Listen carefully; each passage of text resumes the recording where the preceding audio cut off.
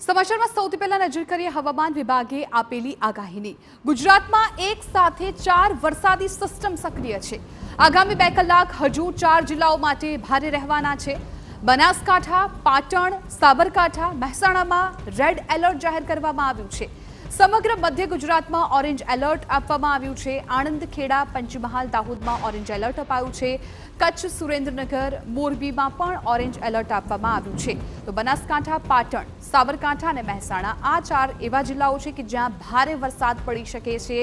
ભારેથી અતિ ભારે વરસાદની શક્યતા હવામાન વિભાગ દ્વારા વ્યક્ત કરવામાં આવી છે, કેમ કે 4 જિલ્લામાં રેડ એલર્ટ આપવામાં આવ્યું છે। गुजरात रीजन में स्पेशली आज heavy to very heavy with extremely heavy rainfall अनेक मतलब इक्का दुक्का स्थानों में दिया गया है।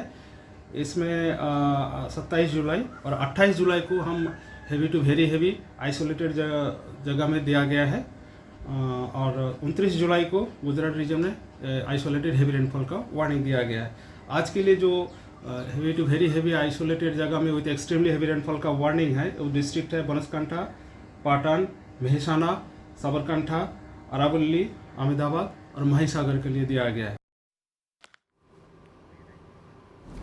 तो हवामान विभागे शू आगाही करी छे ए आपे पण सांभळ्युं। अमुक जिल्लामां ऑरेंज एलर्ट आपवामां आव्युं छे तो क्यांक रेड एलर्ट आपवामां आव्युं छे। जे जिल्लामां रेड एलर्ट आपवामां आव्युं छे त्यां सावचेती राखवी खूब जरूरी छे, केम के भारेथी अति भारे वरसाद आ जिल्लाओमां पड़ी शके छे।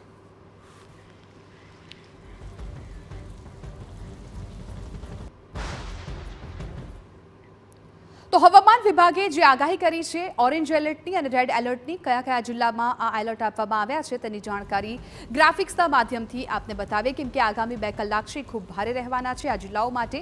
त्यारे आप मेपमां जुओ, मेप आपने देखाई रह्यो छे। जे रेड एलर्ट आपवामां आव्युं छे एमां बनासकांठा, पाटण, साबरकांठा अने महेसाणानो समावेश थाय छे। आ 4 एवा जिल्लाओ छे के ज्यां रेड एलर्ट आपवामां आव्युं छे, एटले के आगामी कलाको छे त्यां भारे मुश्केली पड़ी शके छे। अरवली, बनासकांठा, पाटण अने महेसाणा, महिसागर ए तमाम एवा विस्तारो छे के ज्यां रेड एलर्ट आपवामां आव्युं छे। पाटण, साबरकांठा आ तमाम विस्तारो छे के ज्यां आगामी कलाकोमां भारे वरसाद पड़ी शके छे।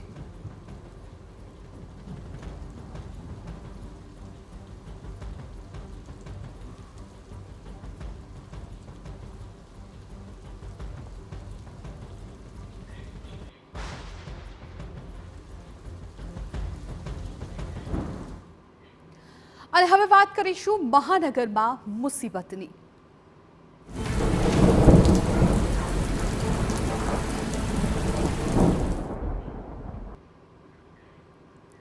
અમદાવાદના પૂર્વ વિસ્તારની હાલત હંમેશા થોડા વરસાદમાં જ કફોડી બની જાય।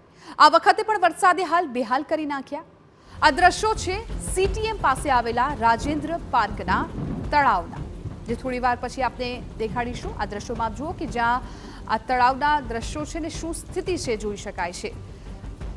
તળાવ હોય કે નદી હોય કે પછી સાબરમતી નદી જ શહેરમાં વહેવા લાગી છે। સમગ્ર જગ્યાએ પાણીની રેલમ છે। આ દ્રશ્યો એએમસીની વોટર કમિટીના ચેરમેનના પોકળ દાવાના પુરાવા છે। સત્તાધીશો કહે છે કે 4 થી 5 ઇંચ વરસાદમાં પાણી ન ભરાય। જો આ ભરાયેલા પાણી નથી તો શું છે?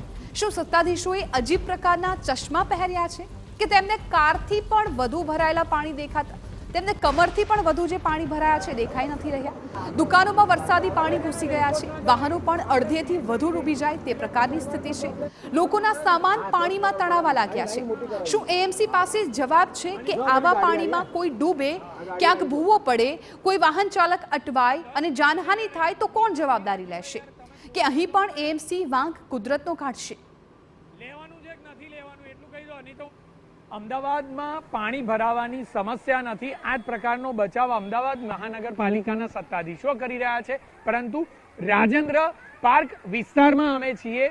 દ્રશ્યો ચોંકાવનારા છે કે 4 રસ્તા પર તમામ તરફ કમર સુધીના પાણી જોવા મળી રહ્યા છે।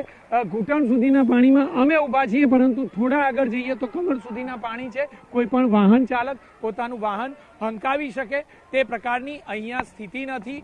માત્ર ને માત્ર વર્ષોથી આ વિસ્તારમાં પાણી નહીં ભરાય તે પ્રકારના દાવા કરવામાં આવ્યા છે।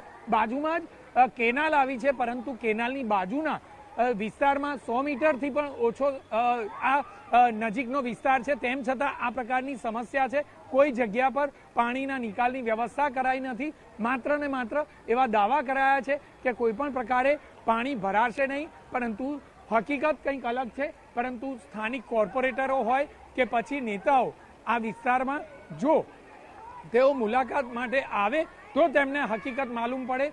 20 વર્ષથી વધુ સમય વીતી ચૂક્યો છે, પરંતુ તેમ છતાં આ વિસ્તારમાં કોઈ પણ પ્રકારે વરસાદી પાણીનો નિકાલની કોઈ વ્યવસ્થા થઈ નથી. વેપારીઓ પરેશાન છે, તેમની દુકાનોની અંદર વરસાદી પાણી ઘૂસી જાય છે અને કોઈ પણ પ્રકારે આ નિકાલ થયો નથી તે પ્રકારનો આક્ષેપ વેપારીઓનો પણ છે.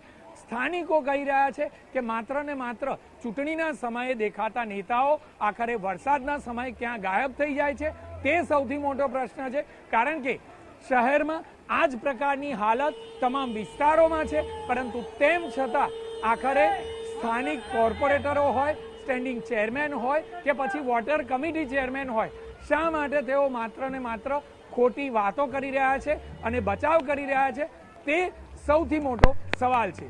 કેમેરામેન મનીષ ત્રિવેદી સાથે